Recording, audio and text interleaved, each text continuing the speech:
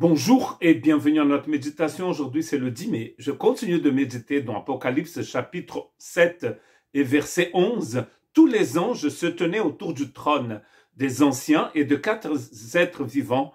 Ils se prosternèrent, le visage contre terre, devant le trône et ils adorèrent l'agneau. Et nous sommes en train de méditer sur les doxologies que nous trouvons donc surtout dans les écrits de Paul. Et notre doxologie d'aujourd'hui se trouve dans Éphésiens chapitre 3 et verset 21. À lui soit la gloire dans l'Église en Jésus-Christ pour toutes les générations au siècle des siècles. À lui soit la gloire dans l'Église.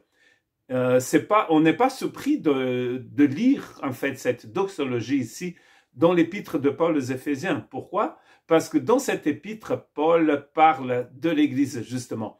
Et c'est dans cette merveilleuse épître qu'il va dire que nous avons été choisis en Christ avant la fondation du monde. C'est dans cette épître que Paul nous dit aussi que nous sommes assis dans les lieux célestes. D'ailleurs, c'est le seul endroit dans le Nouveau Testament où vous allez trouver que nous sommes assis dans les lieux célestes en Christ Jésus. L'Église, elle est assise dans les lieux célestes en Christ Jésus. L'Église, dans le livre dans la lettre aux Éphésiens, elle est donc le peuple de Dieu. C'est en fait l'union entre les juifs et les non-juifs.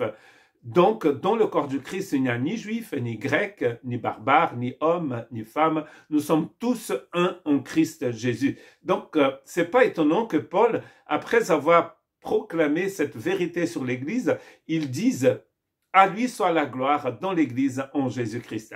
Et comme nous faisons tout le temps, nous allons lire les versets qui précèdent cette doxologie. Et je remontais jusqu'au verset 14 du chapitre 3, même si j'ai déjà fait un résumé de ce que l'épître dit, de ce que Paul dit sur l'Église. Dans le verset 14 du chapitre 3, Paul dit « Voilà pourquoi je plie le genou devant le Père de notre Seigneur Jésus-Christ. » Déjà, il se met à genoux alors que eux ils priaient debout. Ils priaient debout. Donc là, il se met à genoux parce qu'il est devant une grande révélation. Et il dit ceci, de qui toute la famille dans le ciel et sur la terre tient son nom. Je prie qu'il vous donne, conformément à la richesse de sa gloire, d'être puissamment fortifié par son esprit dans votre être intérieur, de sorte que le Christ habite dans votre cœur par la foi. Je prie que vous soyez enracinés et fondés dans l'amour de Dieu pour être capables de comprendre avec tous les saints quelle est la largeur, la longueur, la profondeur et la hauteur de l'amour de Christ et de connaître cet amour qui surpasse toute connaissance afin que vous soyez remplis de toute la plénitude de Dieu. Quel texte merveilleux. D'ailleurs, il appelle ici l'Église la famille et il appelle aussi l'Église ici à tous les saints.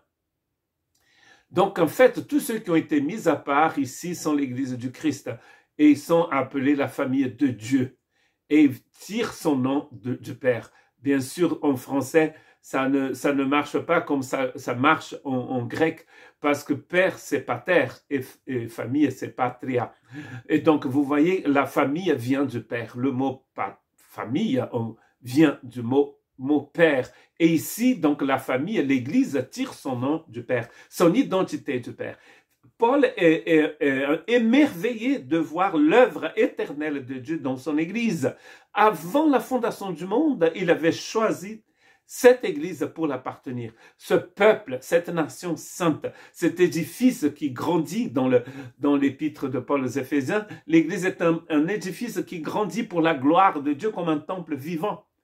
Et donc, c'est pas étonnant que dans le verset 20, ils disent 20 du chapitre 3 d'Éphésiens, à celui qui peut faire par la puissance qui agit en nous infiniment plus que tout ce que nous demandons et pensons.